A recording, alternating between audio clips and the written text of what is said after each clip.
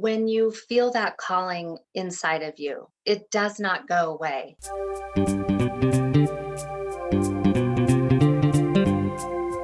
Hello and welcome to the Innovative Mindset Podcast. I'm your host, Isolde Trachtenberg. On the show, I interview peak performing innovators in the creative, social impact, and earth conservation spaces who are working to change the world. This episode is brought to you by Brain FM. Brain FM combines the best of music and neuroscience to help you relax, focus, meditate, and even sleep. I love it and have been using it to write, create, and do some of my deepest work. Because you're a listener of the show, you can get a free trial. Head over to brain.fm/innovative mindset to check it out. If you decide to subscribe, you can get 20% off with the coupon code Innovative Mindset, all one word. And now, let's get to the show.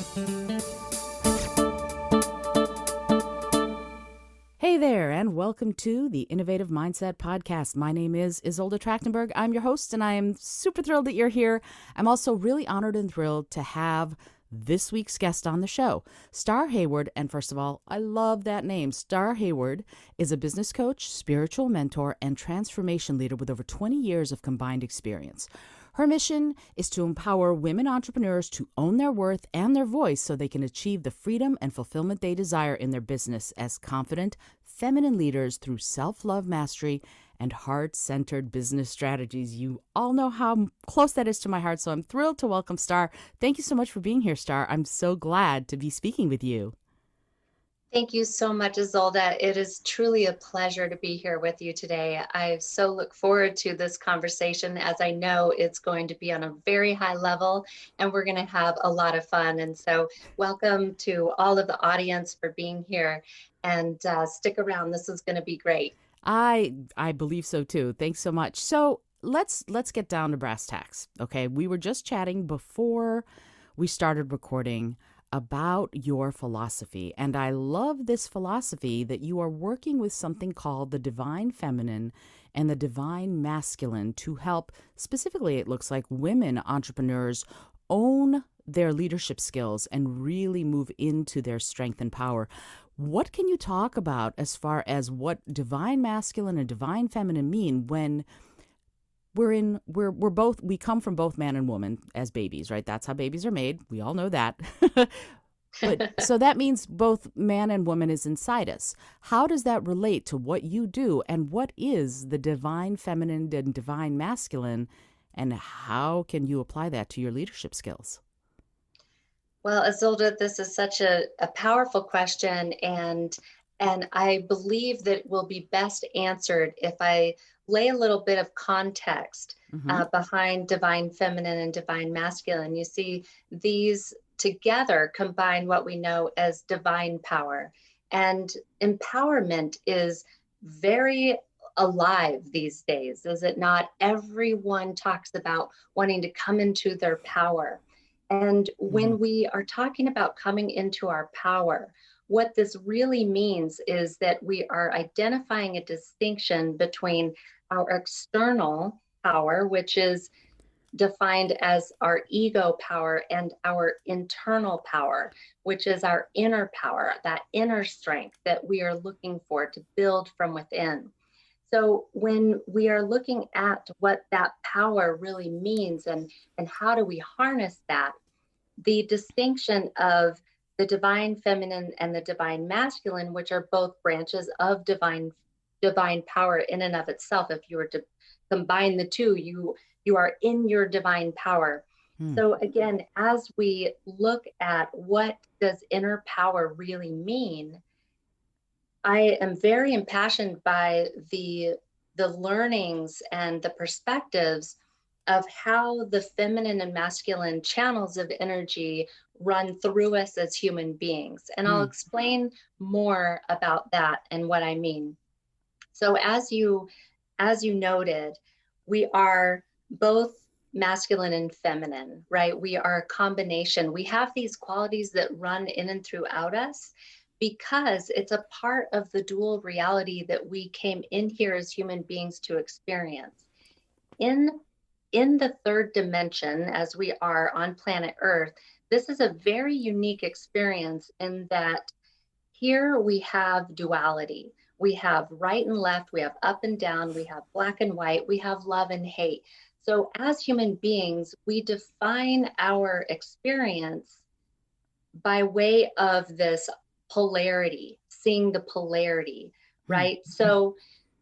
It's this polarity that we have running through us that is expressing itself as the feminine and the masculine energies, and how these show up are through our personality, our qualities, our behaviors, and really how it is that we navigate making choices and taking action in our life. Wow. Okay. So there's so much to what you just said. We Yeah. have, we have, we have these already, as you said, inside us, and then we have to develop them from within. And yet we get a lot of messages as far as what are stereotypically feminine traits, stereotypically masculine traits. The messages are there in all marketing, commercials, advertising.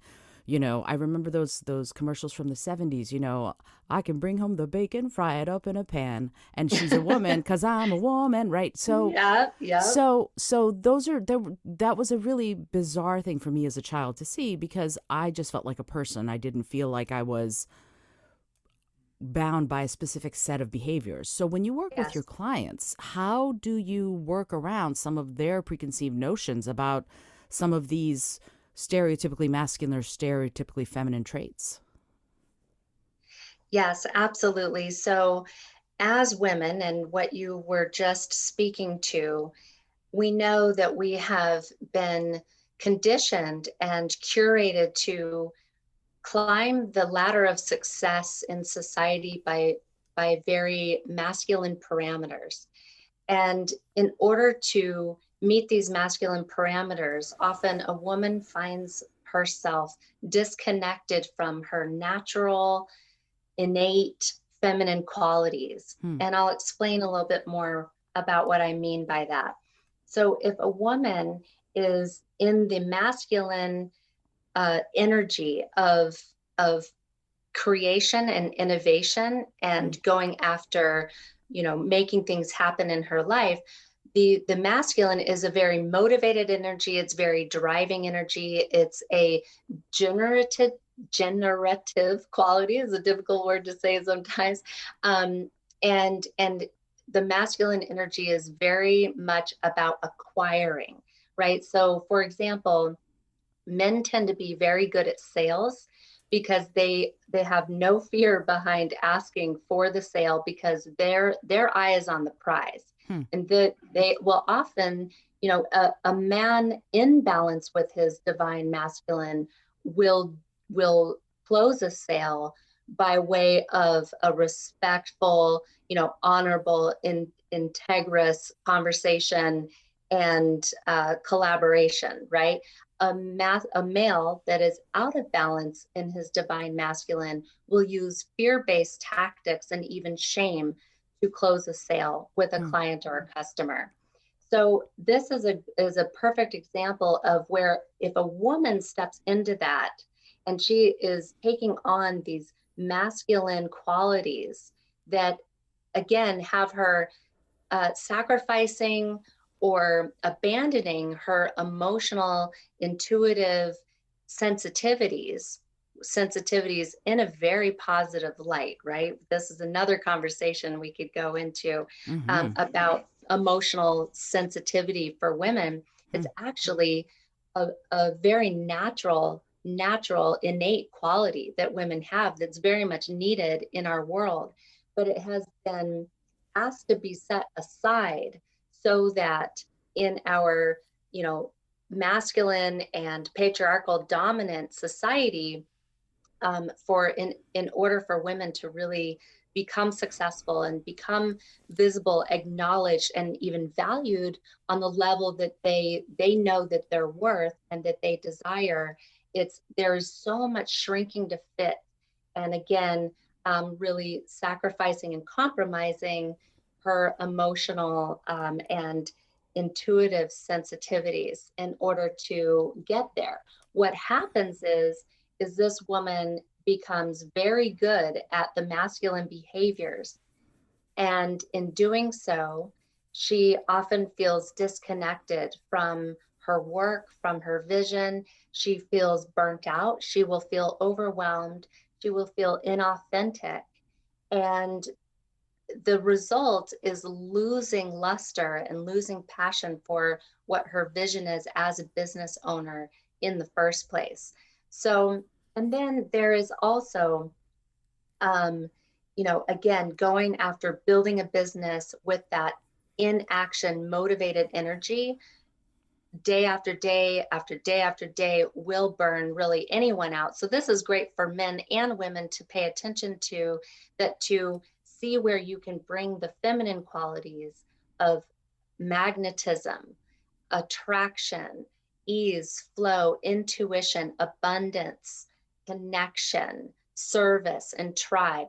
When we really start to pay attention to how important those are, and then also the ways in which we can bring those into the fold into business as you're building a business and becoming a leader within yourself, then you're starting to leverage the masculine and the feminine in a way where it's coming into balance, and you can see where, okay, I'm going to use my motivation here, and I'm going to use my intuition here.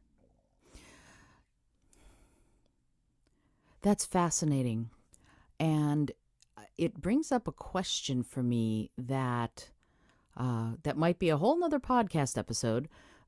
The thing that I'm sort of curious about, and a little actually also concerned about, is that what room is there for there to be a strong feminine, an active, dynamic, motivated feminine? Is there such a room in the paradigm that you work in? Or is it just that those more active qualities are assigned masculine traits, or assigned as masculine traits, and the qualities of more sort of soft emotional intelligence, intuition, emotion, all of that are assigned more feminine delineation, I guess. What is the role of a woman who goes, no, I don't believe this is masculine trait. It's more me being a strong, confident woman, and those are very feminine traits because I am a strong, confident woman. How does that align or reconcile with the way that you have broken things down? That is such a great question. I love this.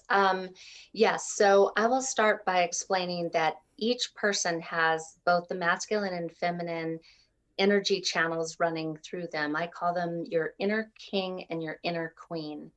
And so these channels run through each of us. However, we each have our natural masculine feminine ratio. And Mm-hmm. there is no right or wrong whatsoever.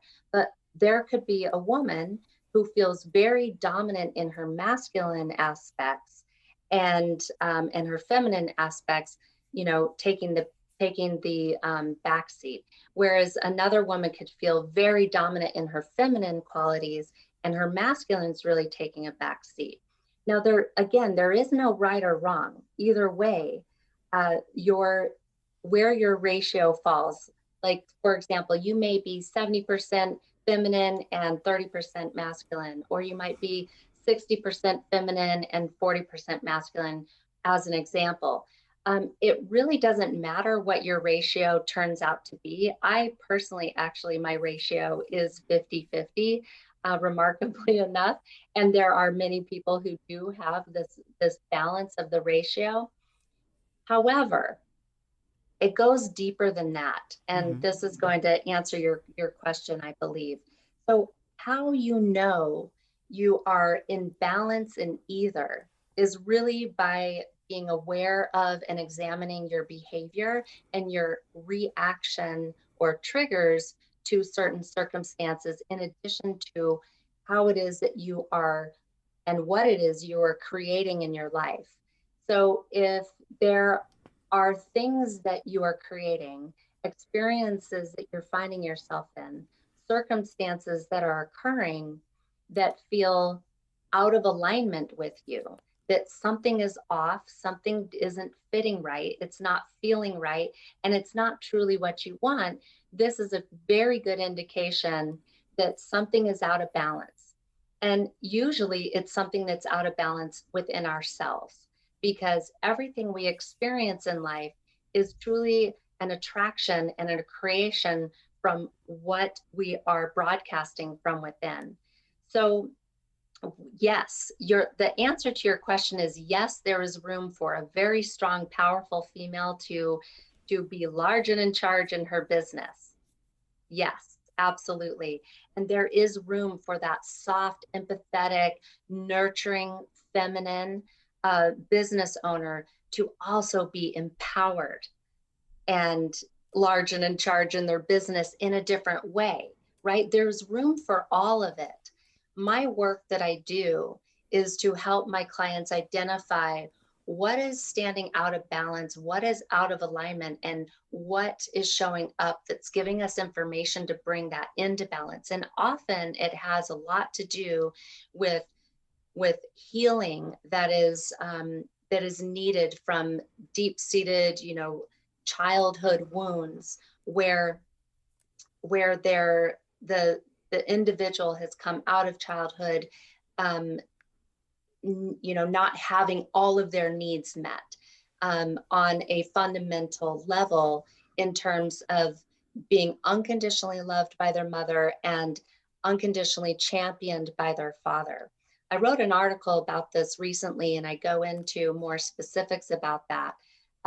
But truly, the imbalances of our inner king and our inner queen, you call it our inner child, our inner girl, our inner boy, really do root from the experiences we have when we are young and impressionable, and we're learning from the environment that we're in. So it really depends on what we were given, what we weren't given. And as we come into adulthood, this is where we start to see, and as we come into adulthood, as business owners, as innovators, as creators, and we have these visions and we have these passions, and we want to go after what it is that we want to create, and the connecting with your purpose, and um, being driven by a ripple effect, being driven by wanting to create change in the world in a positive way, whatever that may be. Often as a business owner, it's very common to come, very up close and personal with your limitations, your limiting beliefs, your whatever it is that's holding you back, self-minimizing, self-sabotaging behaviors and patterns that all root from those formidable years. So I'm really passionate about lifting up and inspiring and giving women the tools to overcome and break through so that they can be that leader, so that they can fulfill their vision. Because so often I find women pack it up and pack it in when the going gets tough, because they don't have the support and they don't understand what's going on. They're motivated and inspired, and they're taking action to a certain point, and then it's like the brakes come on and they're like, wait a second, I don't know if I can go any further. I think I'm going to go back to the job, back to the 9 to 5. And then their vision falls to the wayside. And it's heartbreaking, because we need leaders and we need change makers and we need positive change. And humanity as a whole is ready to rise, is ready to ascend.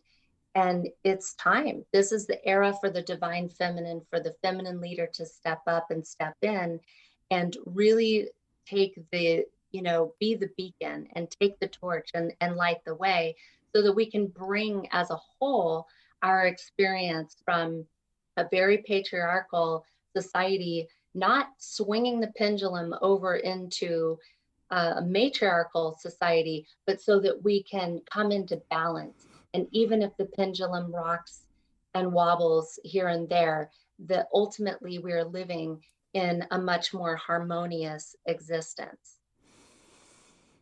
That's so fascinating. And it's interesting that you mentioned the pendulum. If we look at a pendulum swing and we go from patriarchy, we can't immediately go to balance. That's not how a pendulum would work, right? It would be the physics would necessitate that it would go past that balance point over into say, matriarchy in order to eventually even out into some sort of balance.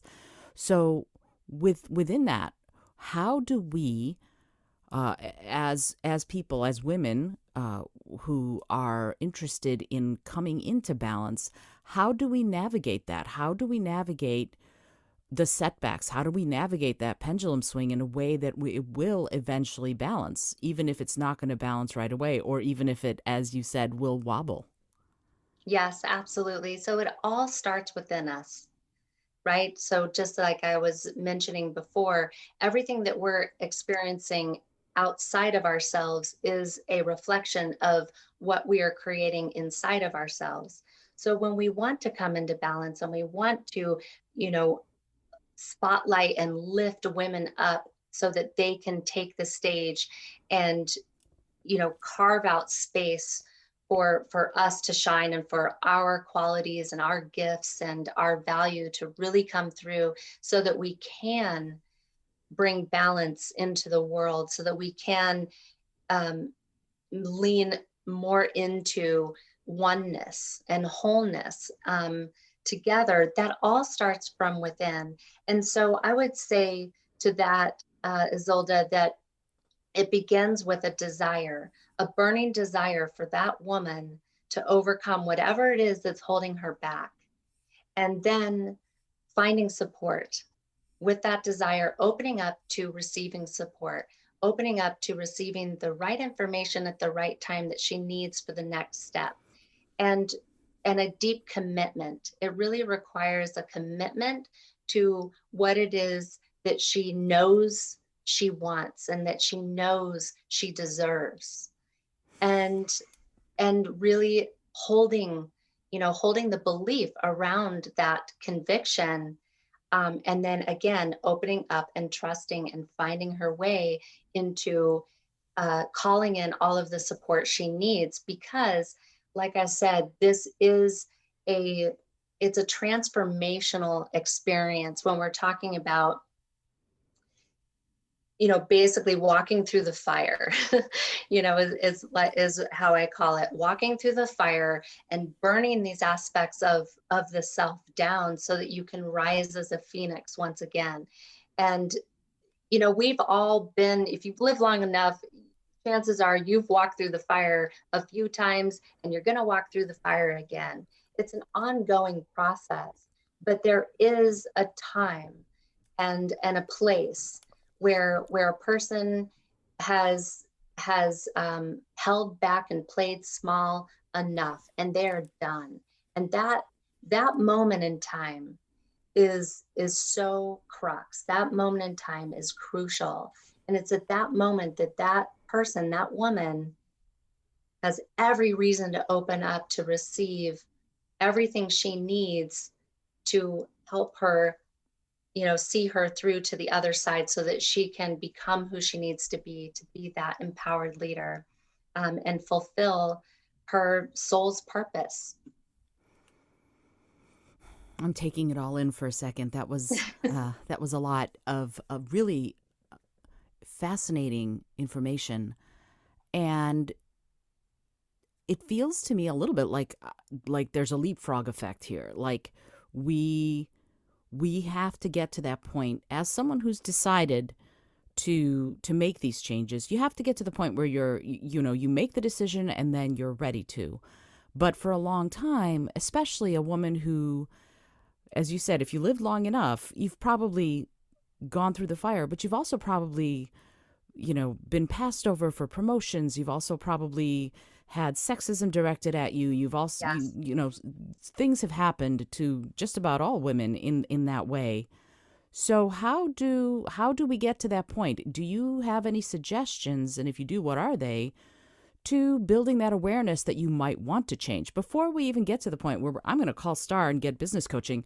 How do you get to the point where you build the awareness that it might even be something you need?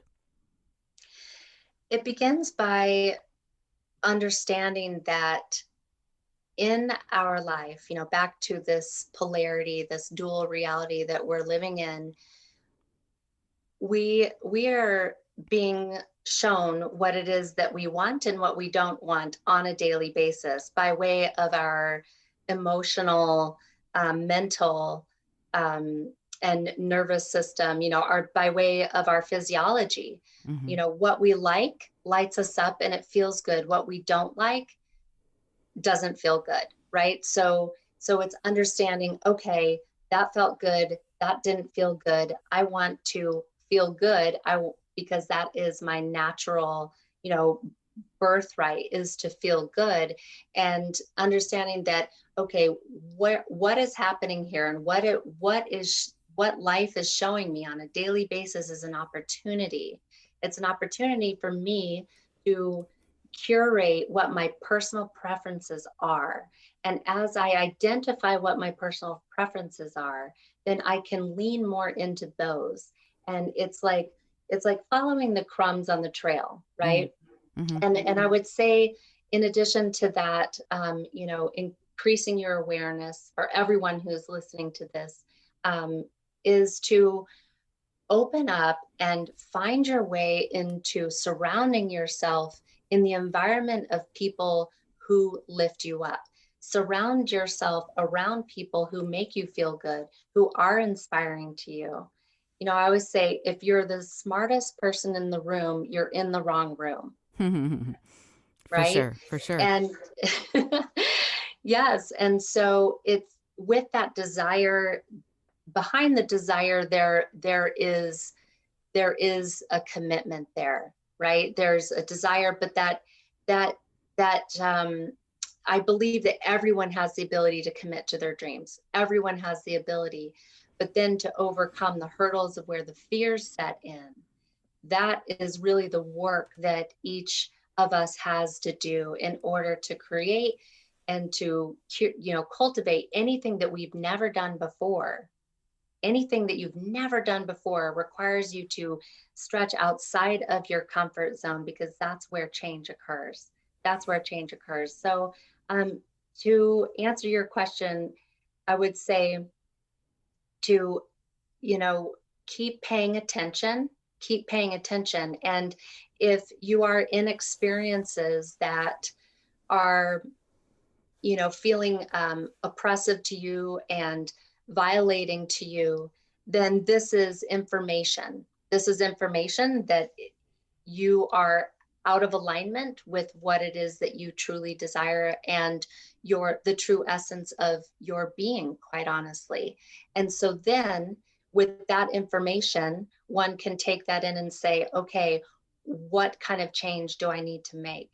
And then finding the courage to make that change. And that's why a supportive community is so important, because when you surround yourself around the people who are making those changes or who have made those changes, you need that inspiration, and it's reinforcement, right?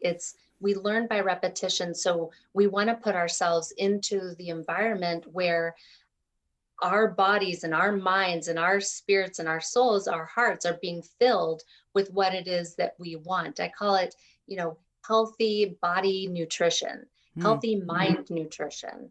So, so again, if anyone is finding themselves in a position in their lives where they don't feel respected on the level that they want to be, it is time to start respecting yourself, and time to get fierce about that, time to get radical about accepting yourself first, and starting to learn how it is that you can love yourself more and more day by day. And I promise you, what we focus on grows. What we focus on grows.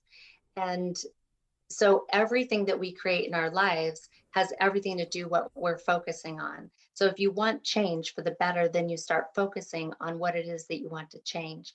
And I always say the best place to start, and this is what I do for myself every single day, is I make feeling good the most important thing in my day. Feeling good. So when I catch myself thinking a thought that doesn't feel good, I stop and I replace it with one that does. When I find myself taking an action that doesn't feel good, I stop with my awareness and I replace it with something that feels good. If I am thinking about contemplating maybe spending time with somebody that I actually don't really want to spend time with, I stop and I draw my boundary for myself, and then communicate respectfully that this is not what I desire at this time in my life, right? So you have got to start valuing yourself more. And back to the external power, when we reach outside of ourselves for love, when we reach outside of ourselves to feel empowered, right? That's not authentic. It's not going to be authentic, because the only person that is going to care more about you, how you feel, and your dreams is you. And so you have every reason to become that person that believes in yourself and that cares about how you feel and cares about your dreams more than anyone else, more than anyone else. And this enters into radical self-responsibility, which is a part of what I fold into my transformative process, is teaching women how to become radically responsible for the life that they're creating by way of who they are being, who they're choosing to be in their life, the identity that they are choosing to embody. So are they choosing to embody scarcity, or are they choosing to embody abundance?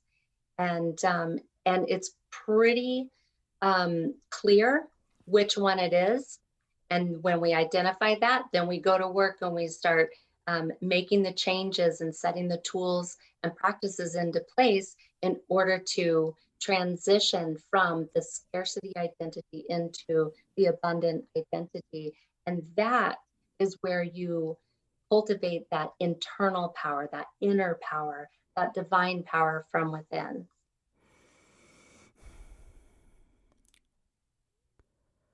Sorry, I'm processing. I know this is very, very deep. It's very deep, and yet, on some level, it's funny because there's a part of me that's going, well, of course, right? And yet, it's not something we think about. It's not something we give ourselves the opportunity to spend a lot of time on, because people have to pay the bills and make sure there's food on the table and clean the kitchen sink or whatever. So this seems like it's almost a part of this has to be integrated, if you will, into, as you said, your day-to-day life. But something you said very early on that I think sort of ties into this beautifully is you said the words purpose-led. And I wonder, how does a purpose-led life or a purpose-led business combine with or integrate with this feeling of internal power? Where do those meet, and how can a woman use that fire in order to start or grow a business that's going to have that purpose behind it? Another amazing, powerful question. I love this conversation. Yes.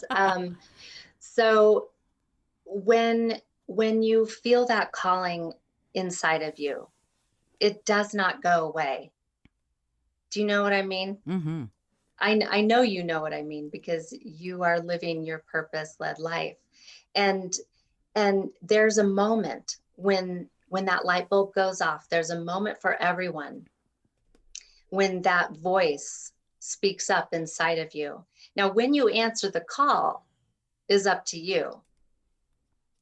And sometimes it takes a long time for people to answer that call, because they have created their life to fit within a set of expectations that they have upon themselves, that other people have put upon themselves, wanting to and feeling the need to fulfill this picture that is what society dictates looks like success and achievement, right? And reward. Mm-hmm. And so often women find themselves feeling very empty, and men too, but we're speaking about women here, find themselves very empty because they went after all of these things and setting all of the, the career success, becoming the mother, doing, being their health and fitness and all of these things. And I work with women like this. So I'm speaking, from my own professional experience, Mm-hmm. where they've climbed the ladder, they've achieved amazing success in their careers, and they feel absolutely empty inside. And they start to question, why? I don't get it. Why is it that I feel so empty? I have all of this, I've achieved so much, and I have all of this, and yet I feel like I'm just a shell of a person, and I don't feel connected within myself. And it's in that moment, often it's different for everybody, but it often takes coming to a place of, again, being in the experience of a profound experience of what you don't want, to wake up to what it is that you do want. And when you're ready, that voice will speak up. Hmm. And when that voice speaks up inside of you and it says, hello, your purpose is calling, again, it just won't ever go away. Mm. I know this, I know this. And so then that is the opportunity. That's the invitation to say, okay, I get it. I'm here for a reason. I'm supposed to be doing something else. Now, crap, I've got to figure out what that is, right?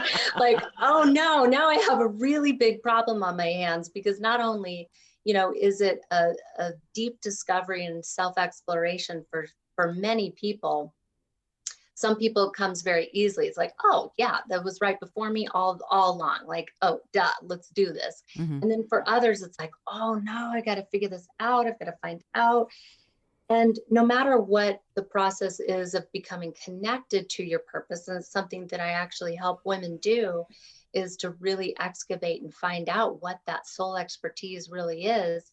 And then we layer on all of the, the skills and training and skill sets and knowledge and attributes that they've acquired along the way. But no matter what the process is or how long it takes for you to get there, Mm-hmm. the invitation to step into a purpose-led life truly is an invitation to enroll in Ascension School. Mm-hmm. Like and I think you know what I mean too, because in order to really truly fulfill your purpose, again, it will bring you face to face with all of your fears, all of your doubts, your limiting beliefs, and all of the layers that you adopted that had you creating your life, fulfilling the expectations of others, or maybe it was your own that didn't really match and wasn't really in alignment with you. You have to then figure out how to peel all those layers and start to find a new perspective and a way to put a new meaning on things, so that you can start to shift and let go of the perspectives and maybe some of the values that don't serve you and where it is that you want to go. And that is all part of the becoming who you need to be in order to tap into that inner power, to find that inner strength, to step into your purpose-led life. So yeah, answering the call of your purpose, the byproduct of that, in order to truly answer that call and fulfill that vision, the byproduct is that Ascension School, which will take you through quite a transformative journey and into your power. Wow. That was amazing. So I could keep you here for the next 6 hours and we could chat, but I know you have a day to get to, and I want to thank you so much for being here. I have just a couple more questions if you don't mind, and I have one Absolutely. last one that is a question I ask everybody who comes on the show, but we'll get to that in a second. You said something that I think is really interesting. You said that self-love and being heart-centered, being centered on your own heart, can lead to that purpose-led business. And I'm wondering how does someone who hasn't gotten to that point, or maybe has gotten to that point, how do they take the next step?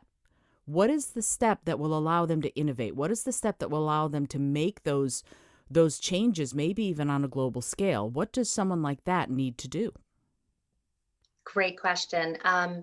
Yes, so as you were pointing to, there are some people who wake up to what their calling is, and then they, they embrace the path to get there. And then others are, it's almost like a reverse engineer. Mm, They need to embrace the path, and then they get to their calling. I But then see. there's probably going to be more work on the other side too. So, and that is why, with my business, it's called Ascending Heart Academy.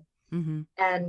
And what I have created in Ascending Heart Academy is the inner and the outer transformative journey, so that I meet each and every person where they are at along the way. So if we need to start with heart work, if we need to start with the self-love and getting deeply connected, and the deep exploration of the self, that's where we begin. If I'm working with someone who's like, I already have a business, I'm thriving in my business, it's going great, I'm ready to go to the next level, but I am shaking in my boots, I don't know how I'm going to do it, I don't know how I'm going to manage a team, I don't know how I'm going to be the leader, then we go to work starting there as well. So it's a very customized, very exclusive, um, very customized and exclusive program that I offer. Mm. So I hope that answers your question. That yeah, it's essentially, it doesn't really matter where you are.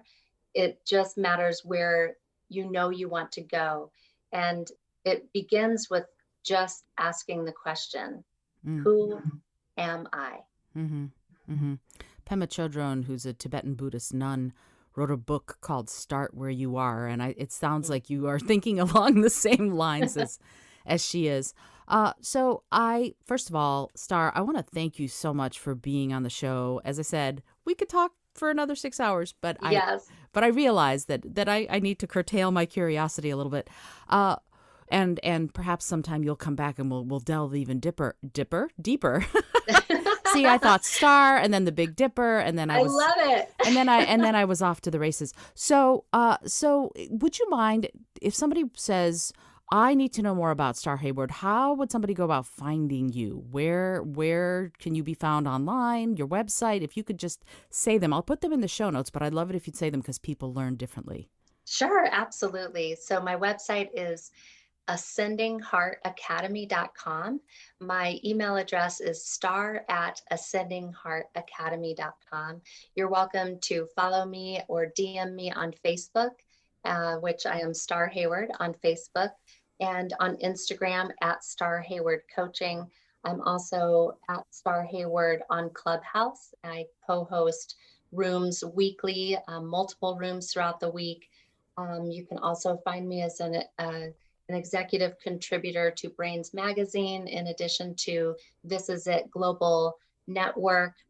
Yeah, I think that pretty much covers it.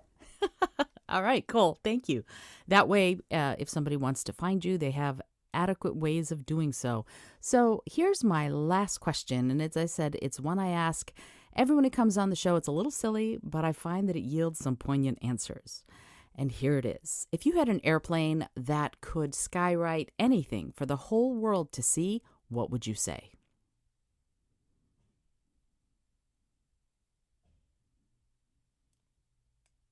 You are pure love. I love that. That's what a delight. Thank you so much for that. It's always interesting to me to see how people answer it, and almost always it's just poignant. It's powerful and deep, even though the question itself is rather silly. Star, once again, thank you so much for being here. I really appreciate you taking the time to be on the Innovative Mindset podcast. It was a pleasure and an honor, Isolde. Thank you so much. I look forward to future conversations together. Me too. Maybe we'll meet up on Clubhouse. Absolutely. Let's do it. That'd be great. My name is Isolde Trachtenberg. I am here to remind you to rate and review the show if you're liking what you're hearing. Let me know what you're thinking, and also to listen, learn, laugh, and love a whole lot. See you next time.